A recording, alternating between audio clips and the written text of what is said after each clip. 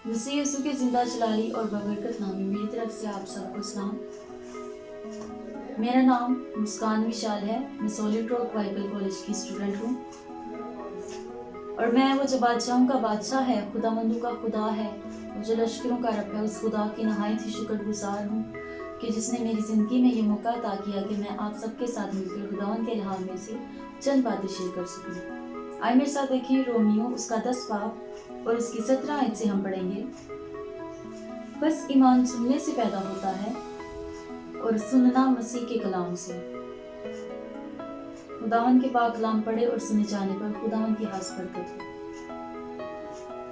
आज हम सीखेंगे हालातों की नहीं बल्कि खुदा की सुनो, क्योंकि जो लोग खुदा के हैं वो खुदा की सुनते हैं और वो हालातों को नहीं देखते।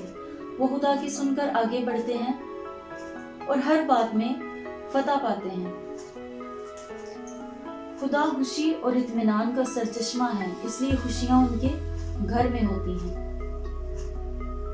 अगर हम हालातों की सुनेंगे, हालातों को देखेंगे और खुदा की नहीं सुनेंगे तो हम अपने ईमान से डगमगा जाएंगे। जैसा कि हम दानियल नबी की जिंदगी पर गौर करें, दानियल खुदा का हादिम वो शख्स है जब हालात उसके खिलाफ थे, हर चीज उसके खिलाफ थी, लेकिन फिर भी उसने अपना ईमान, अपना भरोसा खुदा पर रखा था। उसने हालातों को नहीं देखा था। अगर वो हालातों की सुनता, हालातों को देखता तो वो शेरों का खाना बन जाता, शेरों की खुराक बन जाता। लेकिन उसने ऐसा नहीं किया। उसने ना ही हालातों को सुना और ना ही हालातों को देखा और ना उसने नबूकत नजर की प्रस्तिश की। अगर वो हालातों को देखता और नबूकत नजर की प्रस्तिश करता तो वो अपने ईमान से डगमगा जाता।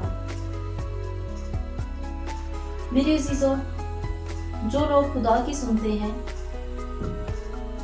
वो हर बात में कामयाबी हासिल करते हैं, हर बात में फतह हासिल करते हैं, क्योंकि वो खुदा के साथ चलते हैं, खुदा के साथ रफाकत रखते हैं और खुदा में आगे बढ़ते हैं। मेरे अजीजों, याद रखिए कि जो खुदा की सुनते हैं, खुदा उनके लिए शेरों के मुंह भी बंद कर देता है। कोई जलती आग भी उनको कुछ नहीं बिगाड़ सकती।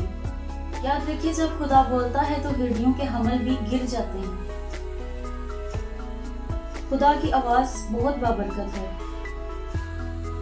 जब हम उसकी आवाज को सुनते हैं तो हमारे अंदर एक जिंदा बबरकत ईमान पैदा होता है और हमें भी अपने ईमान में आगे बढ़ना चाहिए। हमें भी खुदा की सुननी चाहिए, हालातों की नहीं सुननी चाहिए।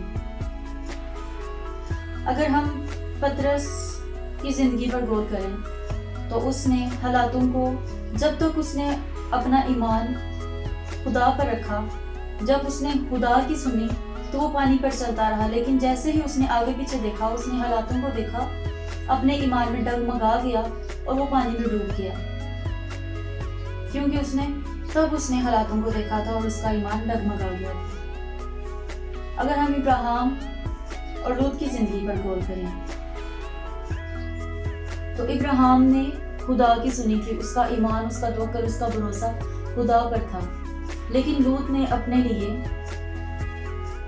सरसब्जा को चुना। उसने हालातों को देखा कि मेरे लिए ये अच्छा है, मैं ये करूंगा। उसने खुदा की नहीं सुनी।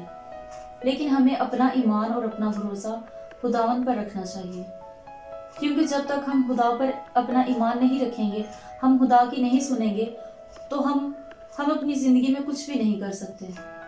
हमारी जिंदगी में बहुत ज्यादा प्लानिंग होती है कि हम ये करेंगे, हम वो करेंगे, हम उसकी प्रस्तिश करेंगे। अगर हम अपनी जिंदगी में कुछ भी करना चाहते हैं तो पहले ये जरूरी है कि हम अपना ईमान खुदा पर रखें। हमें खुदा पर ईमान मजबूत करने की जरूरत है। अगर हम अपना ईमान खुदा पर रखेंगे तो फिर ही हम